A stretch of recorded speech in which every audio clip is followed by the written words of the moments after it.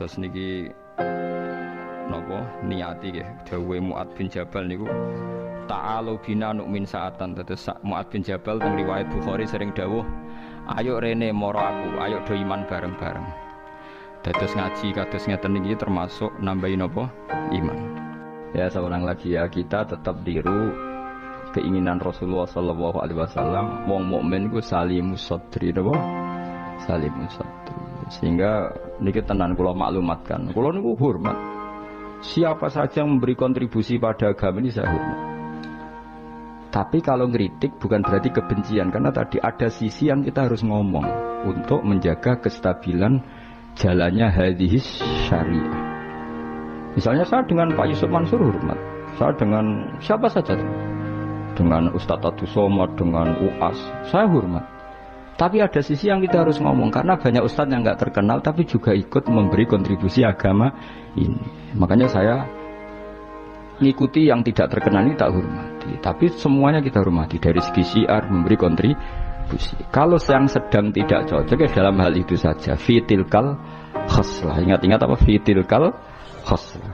Tapi jangan semuanya ndak. Kita semua dididik Rasulullah salimus sadri apa? Salimus sadri. Begitu juga saya dulu dengan siapa saja. Asal tadi semuanya itu demi niru Rasulullah sallallahu alaihi wasallam salimus sadri. Napa? Salimus sadri. Fal mukmin salimus sadri. Kita dalam hal misalnya masyarakat senang saya berlebihan. Misalnya orang Jawa Timur, saya suka dari segi senangnya Kiai. Tapi saya juga sering kritik orang Jawa Timur. Meskipun yang senang saya lah. Ojo berlebihan. Karena kalau berlebihan senang Kiai terus sering sowan. Kadang anggaran gue belanja tigo sowan. Sebenarnya saya bukan ngeritik sowannya, saya anggaran belanja disalamno template itu terus aku hukumnya itu piye.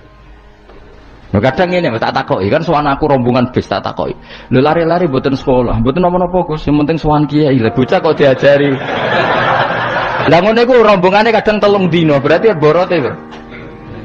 3 dino.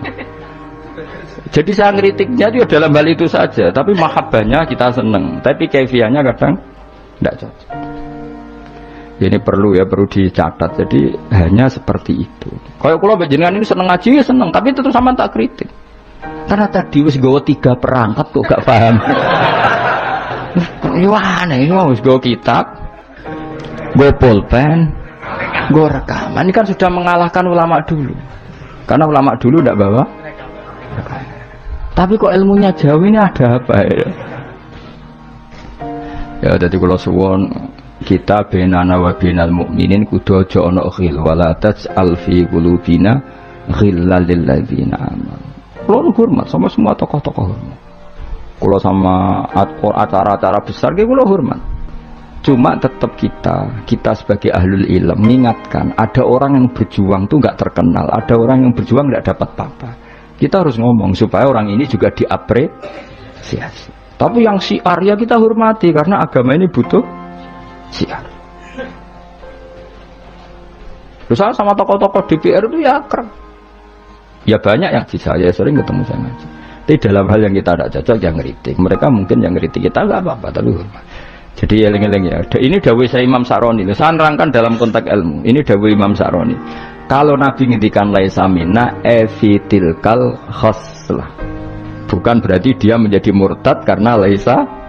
Well, kalau makna sebenarnya kan laisa minna orang itu menjadi murtad. Orang termasuk golonganku wong sing tahu bodoni. Mau sekedar pernah itu tidak termasuk golonganku. Lah nek iku tenan maknane hakikat sing umat Nabi sapa? Semuanya pernah bodoni apa sering? Sering. Kadang rezekinya ya dari ya nyun sewu koyo kebanyakan maklar itu rezekinya dari apa? Gak bodoni kira-kira payu gak? Misalnya kayak jujur, maklaran tanah yang Kulon Progo sampai tinggu bendara kok. Apa melak apa? Abu kata ini Kulon Progo. Pak tanahnya tak tuku lah didamel nopon. Weh, kalau damel pertanian untuk pergi prospek. Padahal niatnya itu, iki apa jadi apa? Bendara. Dituku rego murah. Misalnya itu mendingin, mungkin jemben dari bandara Pak. Mung jemben regane larang, mung dereng larang kalau tak tumbas Pak. Gelem ta ora wong iki. Misale jujur ngono.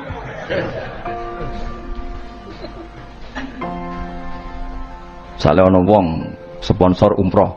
Ayo umroh ning Rasulullah. Ben aku sugih, mergo nek ana umroh aku sugih. Gak payu umroh. Tapi nak muni ngene.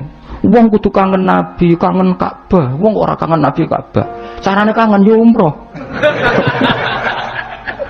Mandidi, sing jujur mbek sing rapati jujur. Enggak jawab bae kira-kira. Mandidi.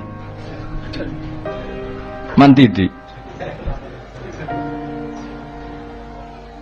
Lha iku misale terus hadis laisa minna iku maknane apa?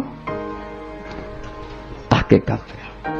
Jadi saya ulang lagi ya, jadi Jokulino nyimpulkan karena nyimpulkan itu resiko. Karena tadi konteks apa? Konteks fikih itu jelimet apa? Konteks fikih itu jadi misalnya ada orang alim soleh ketemu perempuan cantik, bawaan tonggo takok. Ini kan sebetulnya memang termasuk istisna dimaklumi. Nak ketemu faktor tonggo, faktor belajar, faktor berobat kan nadzarul ajnabi ila ajnabiyah pengecualiannya kan apa? Muamalat, berobat, syahadah, ya ada beberapa lah.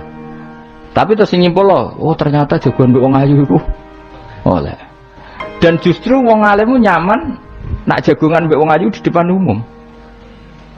Nak wong orang alim kan malah seneng nak dhewean malah keliru dul. Kowe nak duwe tangga ayu ajane malah lumayan jagongan di depan umum dul. Mergo Nabi malah pantangane layak luwan narojulun bimroaten orang. Oh jane ngatang dalan Pak konangan wong iki malah sing apik sing di depan umum. Mergo orang arah macem. Ayo ke jagungan mbek wong ayu ning perapatan di depan umum ambek dhewean berduaan ambek ndi? Gak usah takok apik elek ndi. Musa-musa wong salah paham iki repot. Elek sing dhewean malah apik sing umum. Mergo Nabi pantangane layak luwan narojulun bimroate dong ya apa di elek di ya kan ya usah ketemu dajjal bodoh dia apa rotine apa rotine entekno terus ombene entekno terus nak kon kafir grah ngono terus nak muni lha iki rotiku kadung kok pangan rotine pangeran bocah ora tau ngaji tauhid ngono.